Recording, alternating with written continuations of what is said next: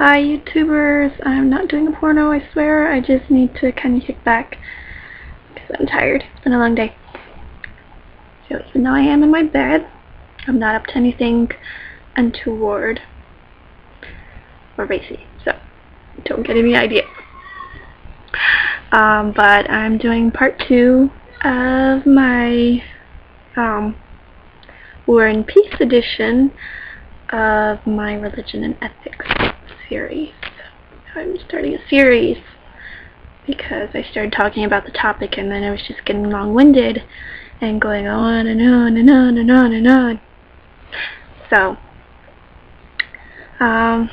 continuing where I left off, I was basically just lightly touching on the subject in my first video, but I want to get in a little more detail about my ideas about the current wars that are going on. And so one thing that I noticed when I was in the military, and that I noticed a lot in the country, and especially in the military, is this sort of nationalism and even to a certain extent racism that goes on with wars in general, and especially with that I've seen with the Iraq War and the war in Afghanistan. There's kind of this superiority complex that we as Americans are better than the Iraqi people.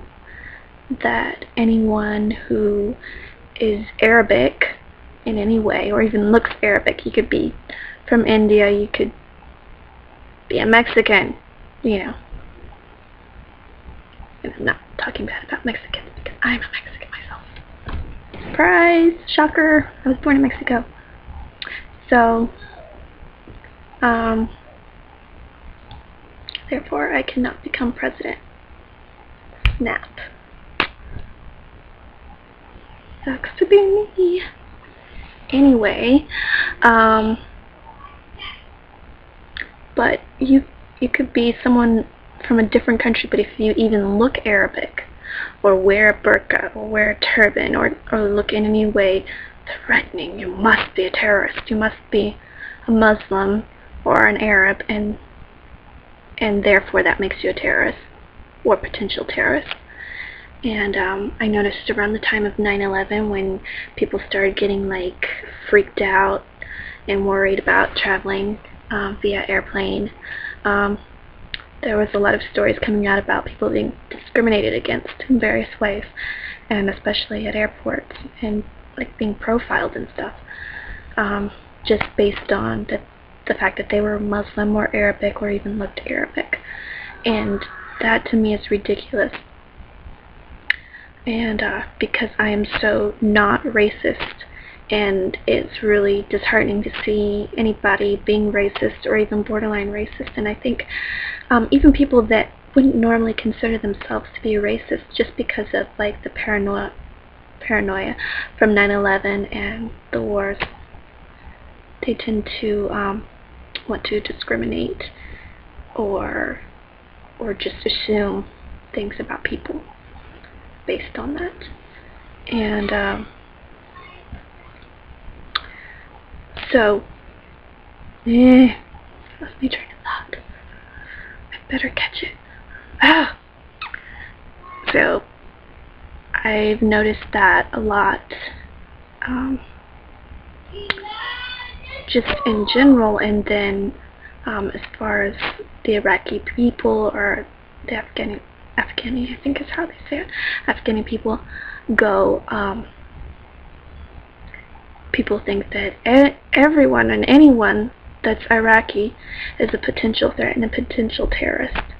And even though I wasn't deployed to Iraq or Afghanistan when I was in the military, I saw plenty of people coming back from Iraq. I worked in a hospital where we dealt directly with returning vets who were wounded or had mental issues. And but not so much with people coming back from Iraq or Afghanistan, but people going and people that just working in a normal military base, type setting, would have these attitudes, and I noticed they would have these attitudes that, oh, Iraqis are evil and they're terrorists, and and it was just like a generalizing and a grouping of a whole entire country of people based on the fact that, yes, within the borders of this country, of Iraq or Afghanistan, there are terrorists.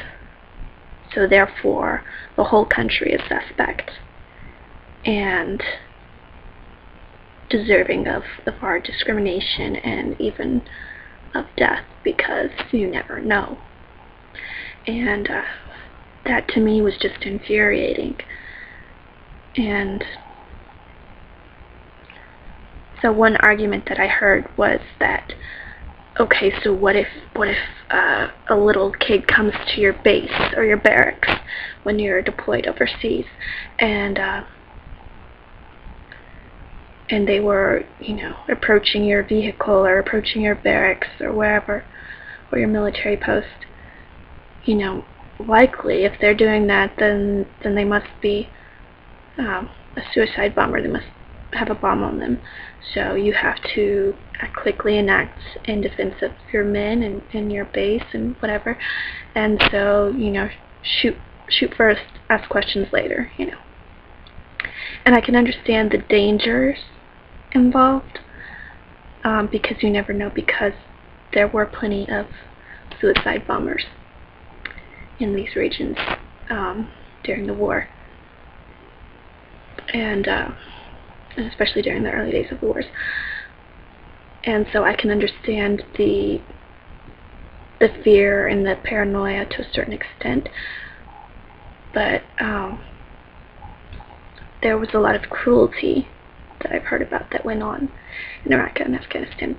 People just beating down doors and terrorizing whole families, just for the heck of it, just so that they can say, oh, well, we were doing our job, we're looking for terrorists, tormenting little kids, just all sorts of stuff. And that's just in addition to all the bombings that went on in their search for the terrorists.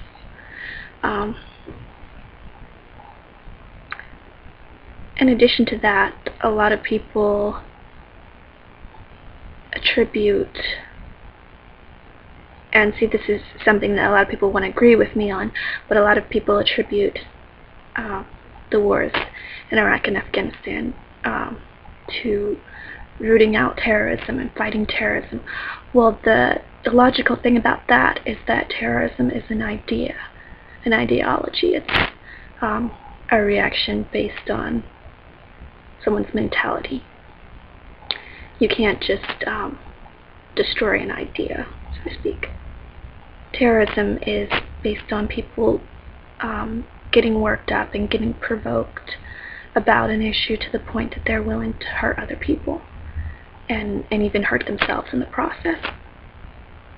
People that don't care enough about other people or themselves enough to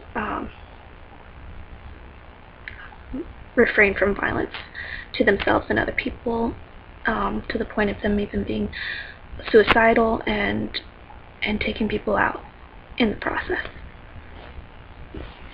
So you can't just root out terrorism as if it's just as if it's just one group of people in one specific location. I mean, it's all over the place. Various time periods, various locations throughout the world. And you can't know, just know that someone's a terrorist. And that's the scary thing about it, too. You never know, really. And based on 9/11, based on the supposed 19 hijackers, that was the whole premise for President former President Bush declaring a war on terror. Well, he wasn't declaring a war on any particular country. He's declaring war on terror worldwide. But you can't fight a war on terror. I'm sorry, that's just preposterous. Because terror will exist throughout the whole course of history, and you never can completely see it coming, or know when it's going to happen, and why it's going to happen, and what the reasons behind it will be. So the whole idea is ridiculous. I understand that after 9/11, people were terrified, people were scared. They didn't know who would do this to us and why, and then it was discovered that there were these 19 terrorists from the Arab world. And I don't know. I'm not a scientist. I'm not a politician. I was never a high-ranking military person, so I don't know all the details and the whole story and the whole truth behind 9/11. But I've seen and heard enough about it to question what the official story is. And questioning isn't wrong. It doesn't make me a conspiracy theorist to have questions or to not believe everything that I'm told on TV. Because back in the day, when I was a little kid, I did have that mentality. I did have the idea that, oh, if it's on the news, it must be true. If it's on TV, it must be true. And I don't think that way anymore, and for good reason. So that doesn't make me crazy. It doesn't make me a kook. It doesn't make me a conspiracy theorist. If by simply questioning the status quo or the official story on something, that makes me a conspiracy theorist, then fine. Okay, I'll take it. I'm a conspiracy theorist. Big whoop. I don't care. I'm going to make a third video because this one's getting long. But that is one take on the Iraq Wars, and I'm going to get into a little more detail about some other aspects of war in the next video. So, peace.